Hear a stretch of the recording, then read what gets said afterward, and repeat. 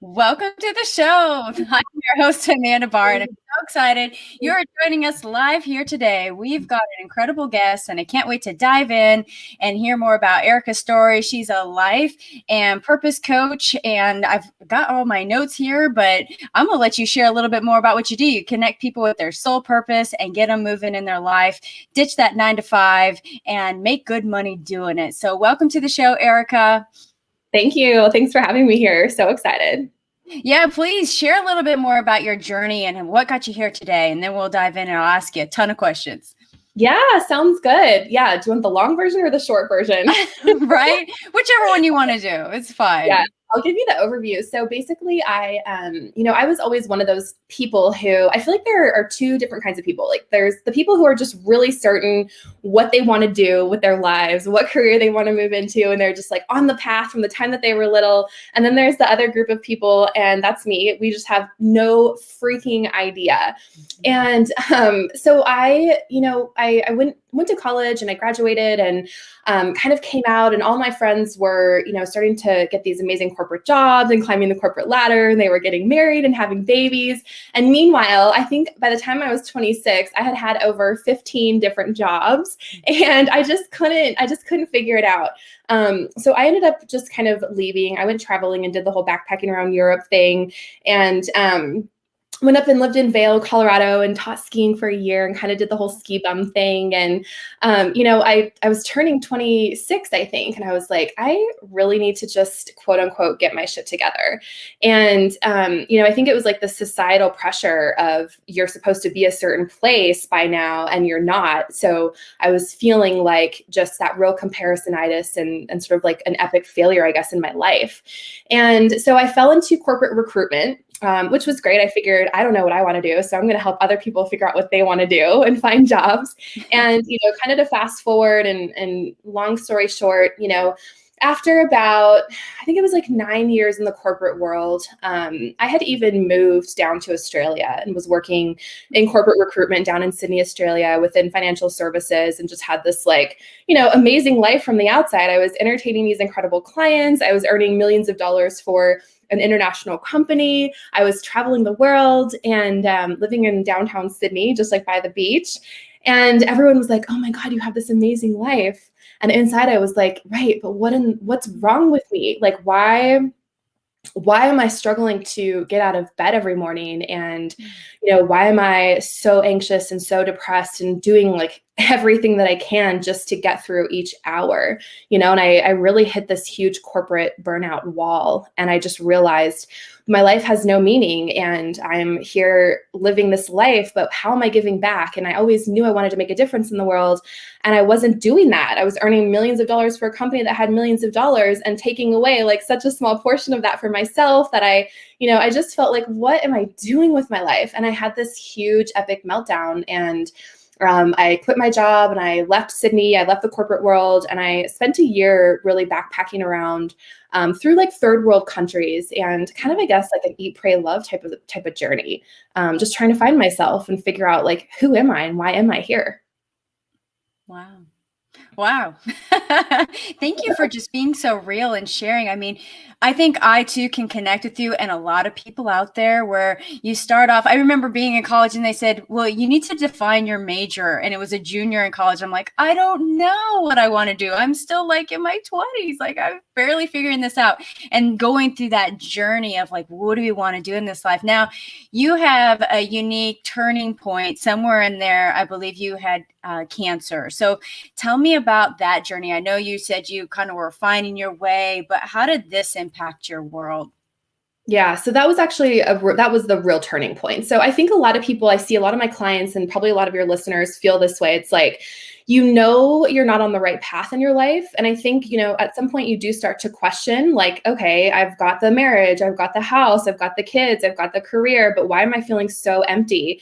And, after I did take that 1 year backpacking trip, I knew I wanted to start my own business. And that was back in 2009. But again, it was like society was saying, and I had, my family and friends saying, well, you can't start your own business. You need to get a job. Like you're getting ready to start a family, you're getting married, you're going to need to buy a house. You have no business starting a business. So go get a job.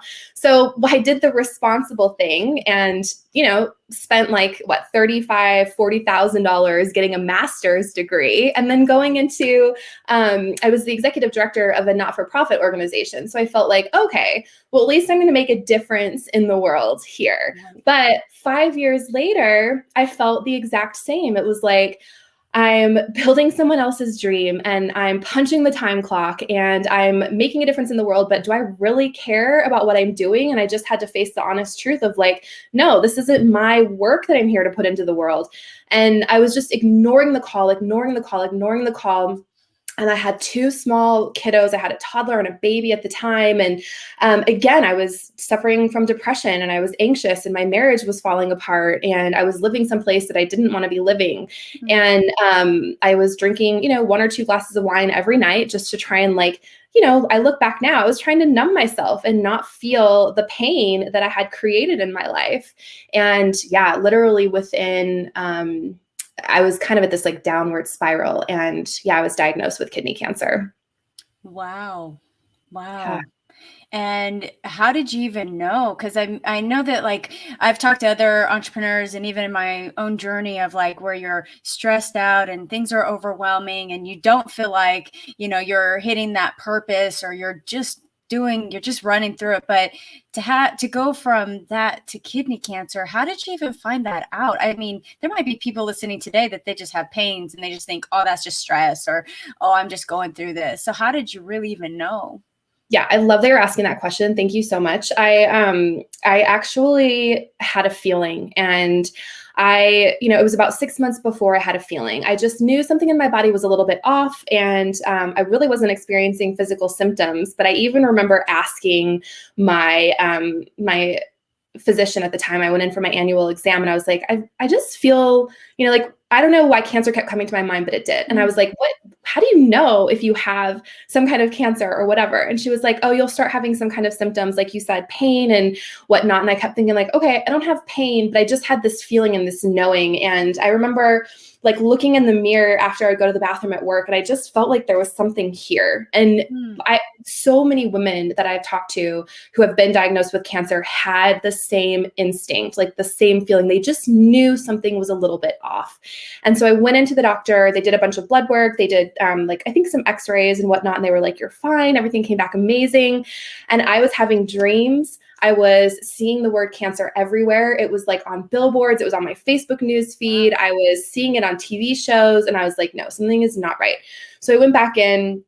And I was like, can we just look inside? And they did a CT scan, and 2 hours later, I got a call and they said, you have a 4-inch mass on your kidney, and you have an appointment with urology in 2 hours. So, oh man. yeah. Wow. So follow that instinct no matter what, keep pushing. I've heard those stories where it comes back and it's negative. You're like, no, no, no. Either you or an animal or something is pushing you to go and check it out. So what happened at that moment in time when you got that call? I mean, I know there's other people that have gotten those calls. I'm a type 1 diabetic. I can't imagine what it was like for my parents to get the call to say, you know what, you've got to come in.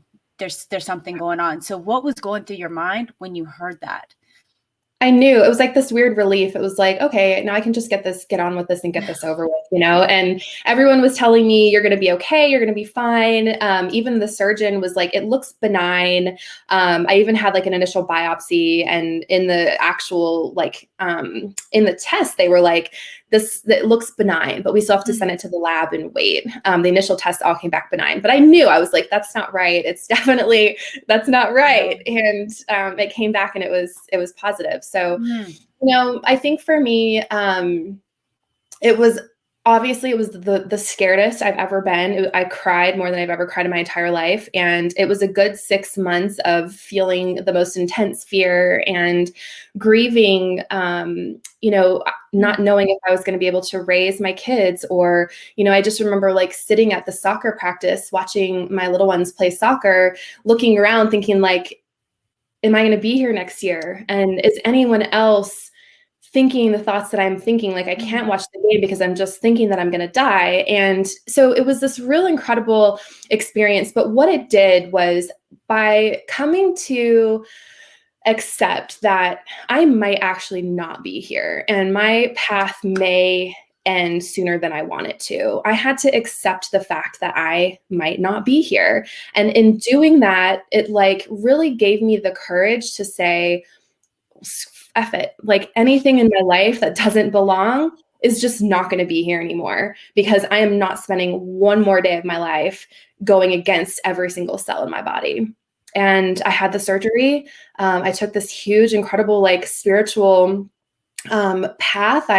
We moved back out to Colorado. I started my business. I quit my corporate career. I am now disentangling my marriage. And it's just been quite the journey of letting go of everything that doesn't truly honor my heart and soul, and building it back up from a place of everything that does.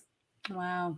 Now you said in that time, and by the way, you're a rock star to walk through that, and the fears. I can't imagine the fears that come up, and to be able to go through that and express that, so other people know, hey, yeah, you're probably gonna cry, and it's going to be scary, but you're able to move through that. And you even started. You said you started your business. You actually came through that and went through that journey.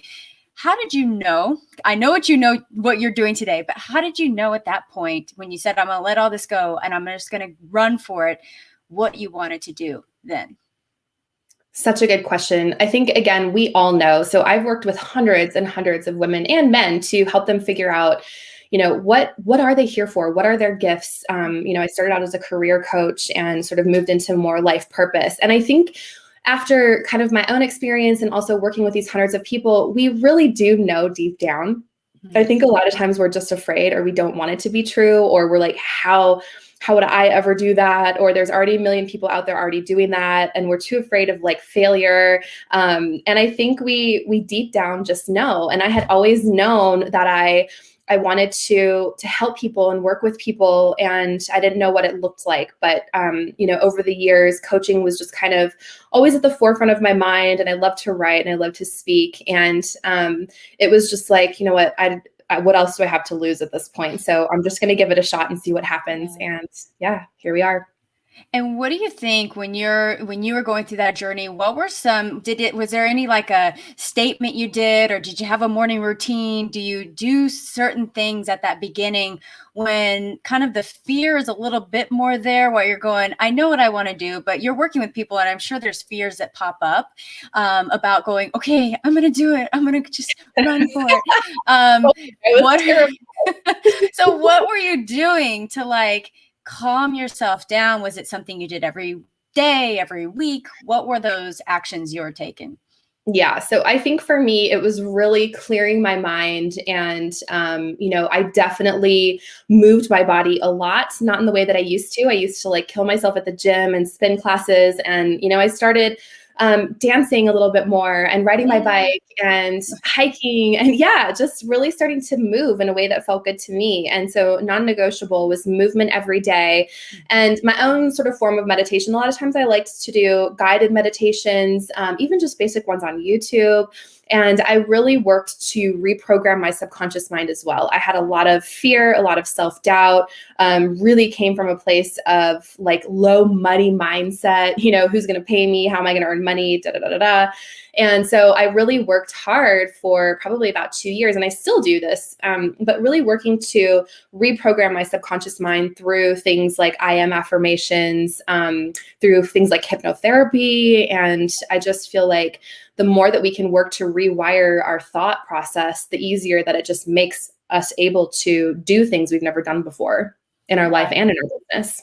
It's so true. I've definitely been, I launched my company in 2018, and my husband is an entrepreneur at heart. So for that, it's just very natural. He got through all that stuff when he was in his 20s, and he said, it's just your mindset. And I'm like, yeah, well, that's really great that you tell me it's my mindset, but what do I do with this mindset? How do I transition out? And so, yeah, I've putting in meditation. How do I really put this through? So what do you say for those that you're working with, or those you that might say, yeah, I want to do something? What are some of the things they should be thinking or doing, maybe even before they would join a program like yours, or say, okay, I want to do it. I know it's inside of me. Is there any prep that can go into this, or is it just dive in?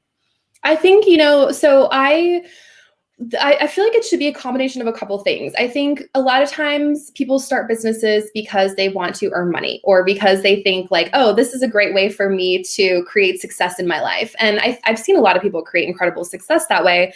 But again, there really is that lack of ultimate fulfillment because it's not attached to really like their purpose or their mission or their life's work or whatever they feel that is. So I think it's really important to kind of think about three things, right? So our purpose, or even like the perfect career, if you're looking at just switching careers or starting a business, are always aligned with what you really love to do. What do you just love to do? What do you love to do?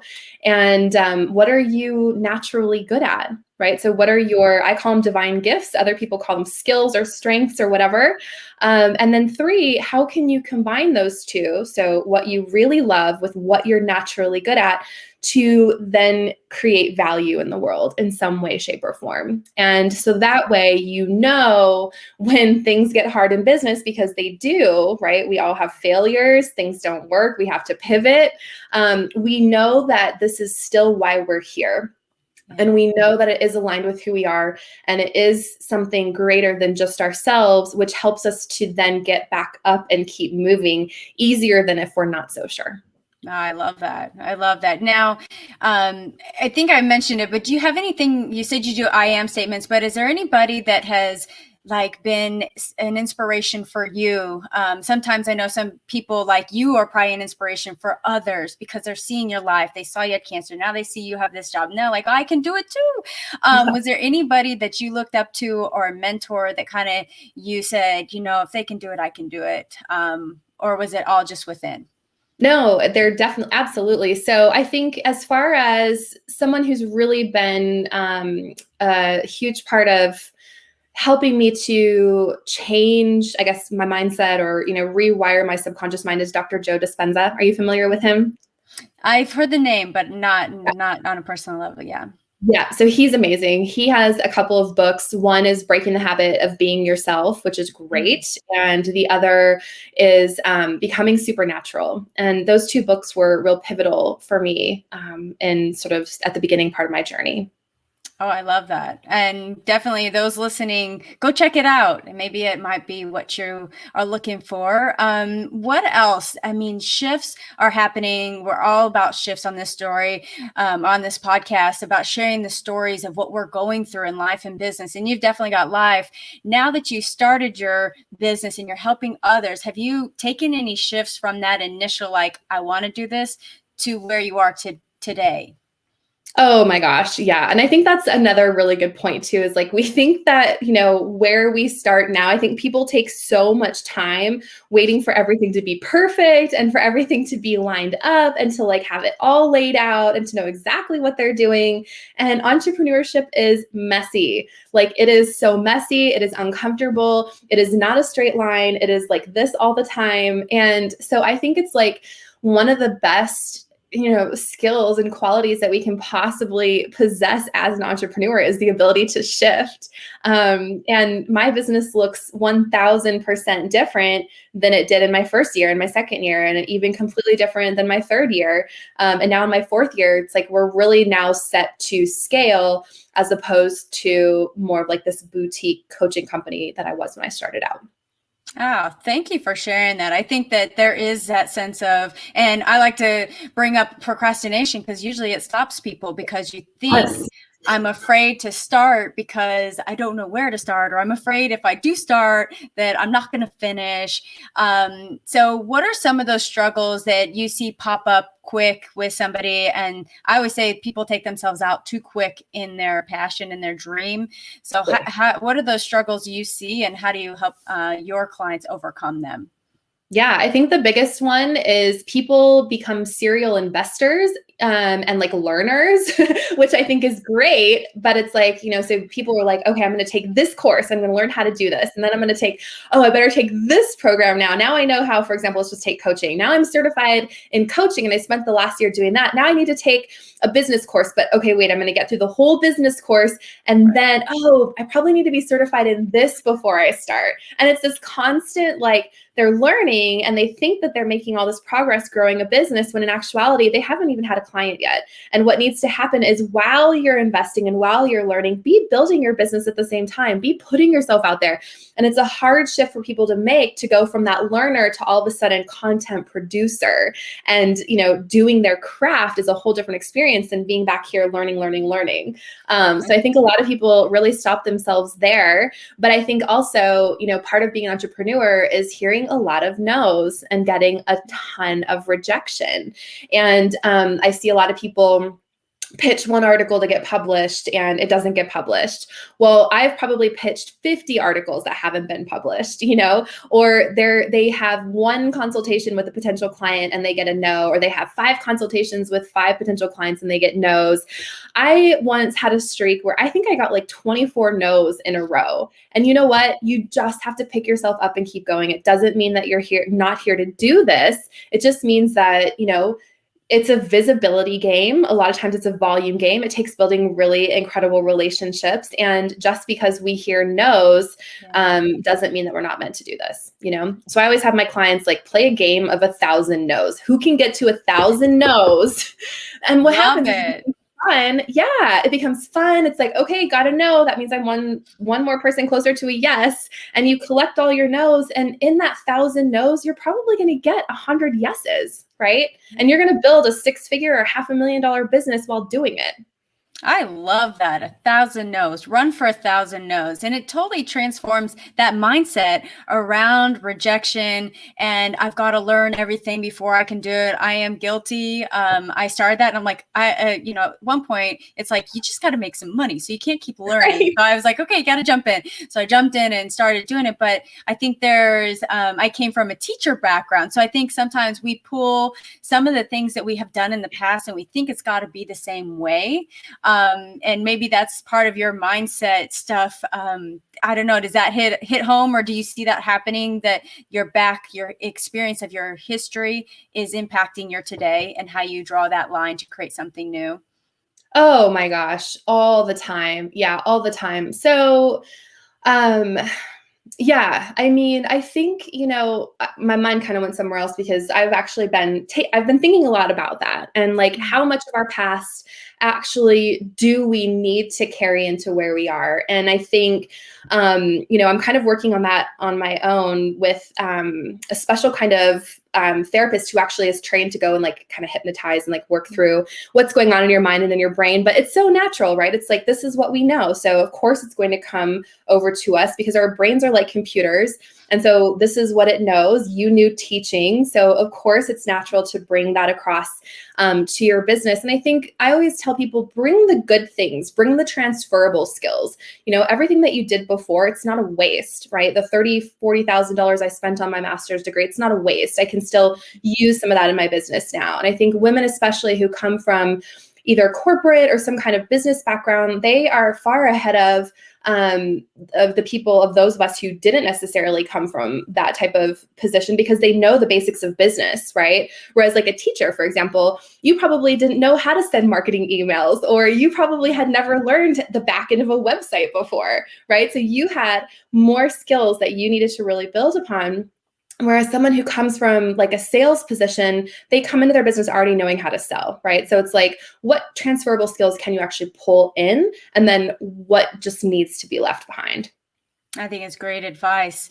And I'm going to ask you another one about the business, and then I will dive a little bit more into some shifts and what keeps you moving. But, this thing comes up a lot, and I see it a lot with women entrepreneurs, not as much men, but I don't know if it's just because men don't talk about it, but it's pricing your product.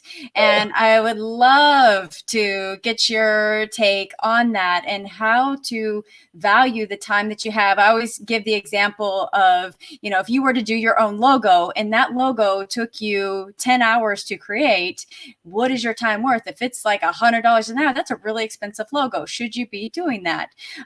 So how do you share how people can powerfully value their time and then price whatever they're wanting to do for those that they want to touch? Yeah, well, I think we all start out pricing ourselves incredibly too low. I think the majority of us do. But what I also see that I don't like in the business coaching world, and I worked with a coach who I felt completely out of alignment with, because she was like, oh, just you need to be charging, like, let's say, for example, I don't even remember what I was charging. I think I was charging like 2,500 at the time for like a whatever coaching package. And she was like, no, you need to be charging between 5,000 and 7,500. And I was like, that is so far out of alignment, and that feels so far out of integrity. And there was absolutely zero way I would ever be able to go out there and sign a client, because I'm not an energetic match yet for that price point, right? And so I think it's really important to find that balance where we're not undervaluing ourselves, but we also don't feel like we're out of alignment and we're out of our own integrity, right? So I always say, like, come in and pick a price point. Come in and pick a price point that feels really good to you, and then up it just a little bit. Like, give it that little bit of a stretch. And maybe you have 2, 3, 4, 5, 10 clients or sales or whatever at that price point, and then you're comfortable. All of a sudden, you're gonna have more confidence in yourself, and you're gonna see the results, and you're gonna see that they're loving your product or your service or whatever. Then it's time to increase your price. So, you can increase your price as often as you want, but I feel like it needs to be a tiny little bit of a stretch. Otherwise, I do think we're undervaluing ourselves, but I also feel like it needs to be in integrity, and you need to feel like in alignment with that price point in order to be able to sell it. I think it's such great advice. I was talking to a female entrepreneur. She's a coach. She said the same thing yesterday. She was like, Oh, I just incrementally increased my prices. mhm. And, as soon as my schedule filled up, I had to increase the price. Why? Because more people wanted to come on board. And it was like, well, I've got to do what I've got to do. And so she just said she's been doing this. I think she's been doing this for over 10 years. And it was just really powerful conversation to really get some insights from her. So, I'd love to, give the floor to you. Is there anything that we didn't cover today that you think would just really touch somebody's heart if they were watching this or listening in, something that would just get them at their core or wake them up or get them motivated? Just take it away, Erica. Thanks. Yeah. So I actually really think that we're all here for a reason. And I really think that I like to think of it as our original medicine. This is a mentor of mine, Gail Larson. She's my speaking mentor, and she talks about original medicine, and it's an indigenous term. And basically it has two parts.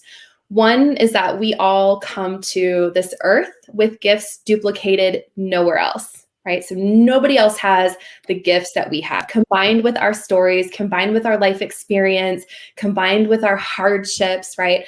And the second part of original medicine is that if we don't share our gifts with the world, then they are lost for all time.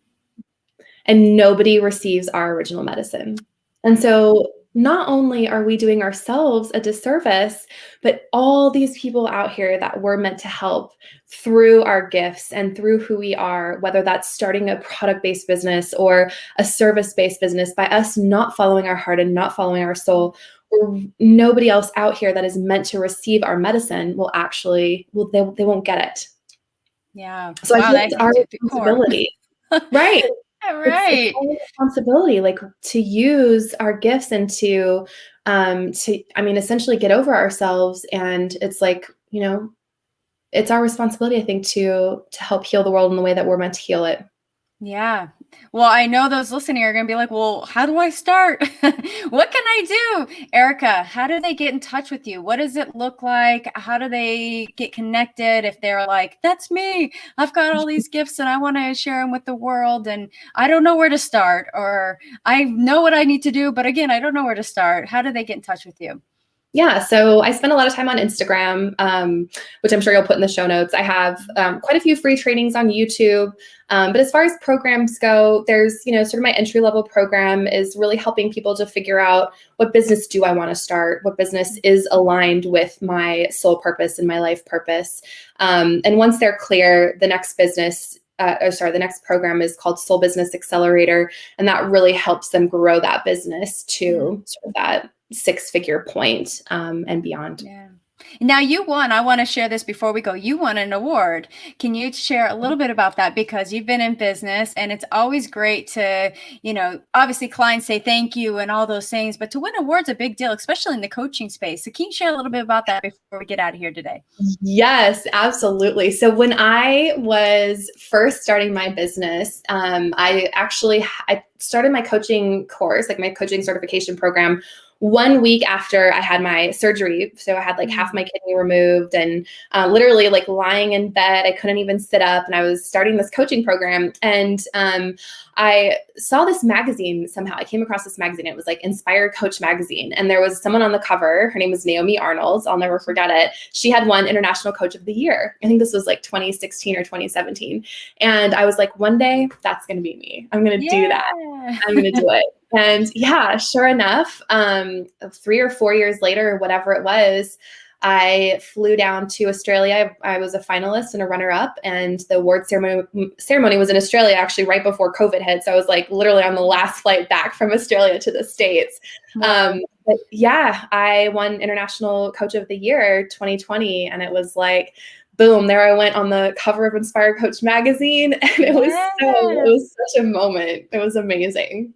Oh, that's so awesome. And I think it's, I know we do this for a greater purpose and you do this for a greater purpose, but to be able to have that acknowledgement and win that award, it just gets you back out into the world, even at a bigger level, to touch more lives. And your story is inspirational. Thank you for joining us today and kind of taking us through and your shifts in life and business that have kept you on the move. Such a pleasure. Oh, thank you so much for having me, Amanda. I so appreciate it. Yeah, and reach out. So we are here live every Tuesday, 10 a.m. with incredible shifters just like Erica, doing great things in this world. So join us next week and definitely follow up with Erica if you're looking to find your soul purpose and start that business and get things moving. And we're going to get out of here. So for all those listening today, keep on the move.